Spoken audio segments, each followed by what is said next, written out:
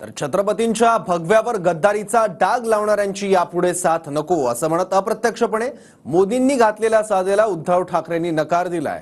तर दुसरीकडे माढा लोकसभेत कारखान्याच्या जप्तीवरून सत्ताधारी विरोधकांमध्ये वार पलटवार रंगलाय। पाहूयात। तो बाबा साहब के बेटे के नाते तो मैं उनका मान सम्मान करूंगा ही करूंगा भाई, वो मेरे दुश्मन नहीं है। और कल मुसीबत होगी तो मैं पहला व्यक्ति हूं जो उनकी मदद करूंगा परिवार के नाते। TV9 मराठीच्या मुलाखतीद्वारे नरेंद्र मोदींनी जी कौटुंबिक साथ उद्धव ठाकरेंना घातली होती त्यावर उद्धव ठाकरेंनी आज स्पष्टपणे उत्तर दिलंय। ठाकरेंवर संकट ओढावलं तर मदतीसाठी मीच असणार असं मोदी म्हणाले होते। त्यावर छत्रपतींच्या भगव्याला गद्दारीचा डाग लावणाऱ्यांकडे पुन्हा कधीही जाणार नसल्याचं उद्धव ठाकरेंनी म्हटलंय। वो बीमार थे तो मैंने तुरंत फोन किया था, उनकी रेगुलरली मैं वहिनी को फोन करके पूछता था कि भाई क्या हुआ। वो ऑपरेशन करने से पहले मुझे फ़ोन किया कि बोले भाई आपका भाई साहब क्या सुझाव है। मैंने कहा भाई देखिए पहले ऑपरेशन करा लीजिए, आप बाकी चिंता छोड़ दीजिए, शरीर को पहले क्या कीजिए। तो बाबा साहब के बेटे के नाते तो मैं उनका मान सम्मान करूंगा ही करूंगा भाई, वो मेरे दुश्मन नहीं है। और कल मुसीबत होगी तो मैं पहला व्यक्ति हूं जो उनकी मदद करूंगा परिवार के नाते। जय भवानी जय शिवाजी हा आमचा आत्मा आहे। मोदीजी शहाजी तुम्ही आजपर्यंत होतात, उद्या तुम्ही नसणार आहात, पण अनंत काळापासून आणि पुढच्या अनंत काळापर्यंत माझं जय भवानी जय शिवाजी असणार आहे। आणि मोदीजींनी किती जरी कवाडं उघडली तरी आमच्या छत्रपतींच्या पवित्र भगव्याला तुम्ही गद्दारीचा डाग लावला, त्या डाग लावणाऱ्यांबरोबर हा शिवसेना प्रमुखांचा पुत्र आयुष्यात कधी जाऊ शकणार नाही, जाऊ शकत नाही। दुसरीकडे माढा लोकसभेसाठी फडणवीसांनी पंढरपुरात सभा घेतली।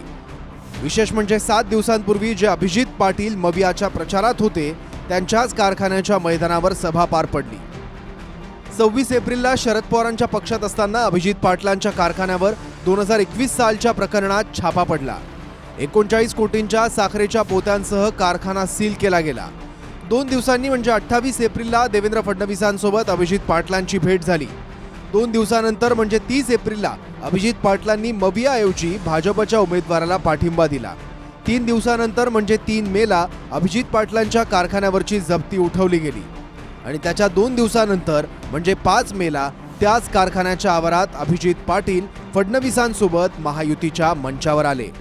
साहेब आपण 4 महिन्यापूर्वी साहेब इथल्या शेतकऱ्याला ऊस नेतो म्हणून इथले काही नेतृत्व अडचणी निर्माण करत होतं। धैर्यशील भैया तिकडून आणि आम्ही इकडून विठ्ठल कारखान्याच्या माध्यमातून होत असलेली पिळवणूक, होत असलेला अन्याय त्या ठिकाणी रोखण्यासाठी आम्ही त्या ठिकाणी खंबीरपणे इथल्या शेतकरी बांधवाच्या पाठीशी खंबीरपणे उभा आहेत। उद्या धैर्यशील मोहिते पाटील साहेब यांना त्या ठिकाणी तुतारी वाजवणारा माणूस या चिन्हा पुढील बटन दाबून त्या ठिकाणी विजयी करावा। भेट झालेली आहे फडणवीसांची, काय भेट झाली आत्ता साहेबांची भेट घेतली। ही साखर जप्त झाली आहे, कारखाना आणि ऊसाची बिलं देणे बाकी आहे। त्यांनी म्हणले तुम्ही आम्हाला मदत करा, आम्ही तुम्हाला मदत करू। माढा आणि सोलापूर लोकसभेसाठी भाजपला मदत करणार एकंदरीत ह्या प्रचाराच्या बाबतीत असं ठरलंय का? मी सगळ्या सभासदांना चर्चा कर आणि त्यानुसार आम्हाला योग्य ते सकारात्मक भूमिका घ्यावं लागेल। आपल्याला पाठिंबा द्यायचा जाहीर केलाय। आपले उमेदवार रणजितसिंह नाईक निंबाळकर असतील, त्या ठिकाणी रामभाऊजी सातपुते साहेब असतील, यांना प्रचंड मताने निवडून देण्यासाठी आम्ही त्या ठिकाणी प्रामाणिकपणे कष्ट करू। त्या बाजूला होतो तरी देखील साहेब मी प्रामाणिक होतो आणि ह्या बाजूला आता आहे तर या बाजूला आम्ही प्रामाणिक राहू। बारामतीप्रमाणेच यंदा माढा लोकसभेचा सामना हाय व्होल्टेज लढतींमध्ये आहे।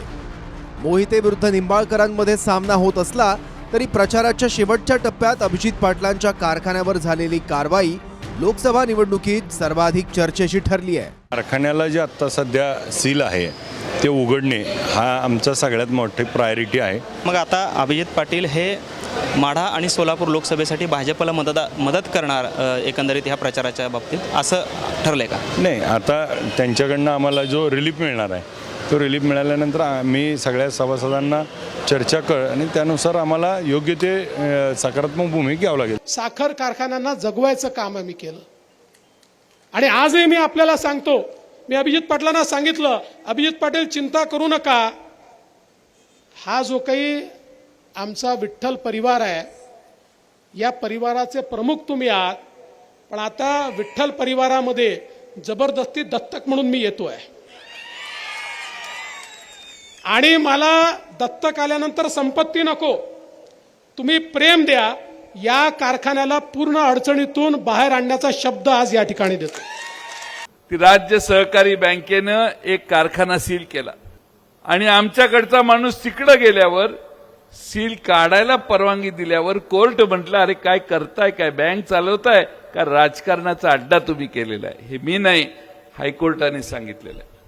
माणूस नेता गप्प बसला की समजायचं काहीतरी घोटाळा झालेला आहे.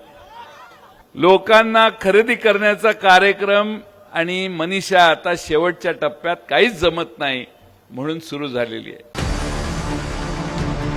Bureau report TV9 Marathi.